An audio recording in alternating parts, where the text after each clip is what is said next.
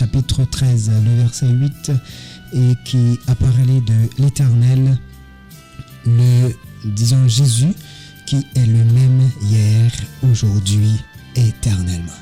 Jésus ne change pas, il ne changera pas. Il était, il est, et il sera. Il vient.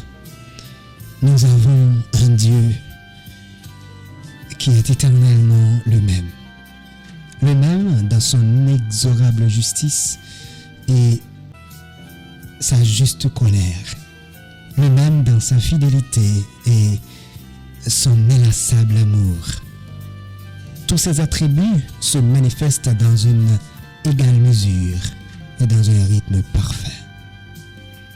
Pour le croyant, son enfant racheté à grand prix, il est aussi le même hier, aujourd'hui, éternellement.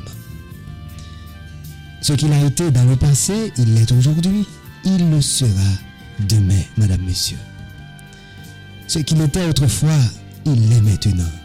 Le Père des Lumières, en qui il n'y a point de vibration, ni ombre de variation ou de changement. Il veut que les vicissitudes de la vie nous apprennent à nous appuyer sur son immuabilité. Nos difficultés passagères ou tenaces nous enseignent à mettre Dieu à l'épreuve. Ainsi notre foi est purifiée, amenée à se reposer sur lui et à recevoir à l'empreinte de la stabilité immuable de celui qui ne change pas. Madame, monsieur, quel repos au milieu de la superficialité et des fluctuations humaines. Une fois ancré en un Dieu constant, fidèle, éternel et vrai. En contraste avec ce monde caractérisé par l'inconstance et la versabilité, la versatilité. Abraham, Josué, David, les prophètes, l'apôtre Paul, ainsi qu'une innombrable nuée de témoins de tous les temps ont été éprouvés, de toutes les façons et dans toutes les circonstances, dans toutes les directions, mais tous ont manifesté quelque chose de l'immuabilité des promesses de leur Dieu.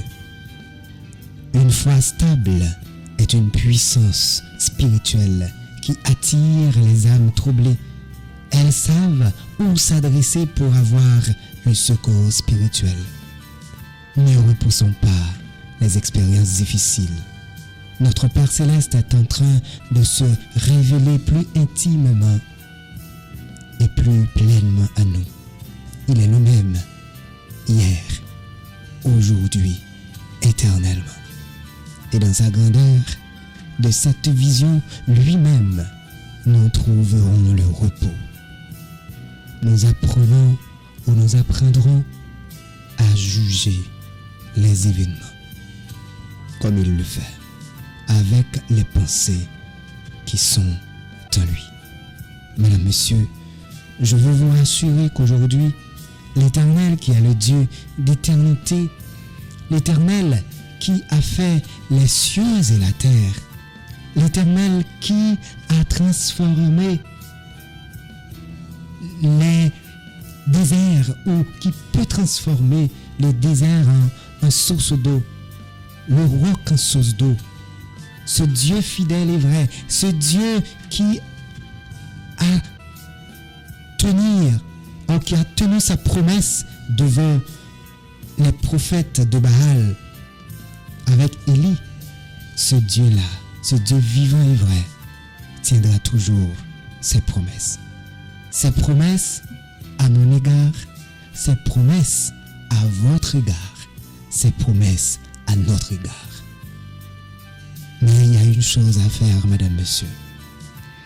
Pour expérimenter la gloire, pour expérimenter la puissance, pour expérimenter l'immuabilité de la promesse de Dieu, il faut d'abord lui faire confiance.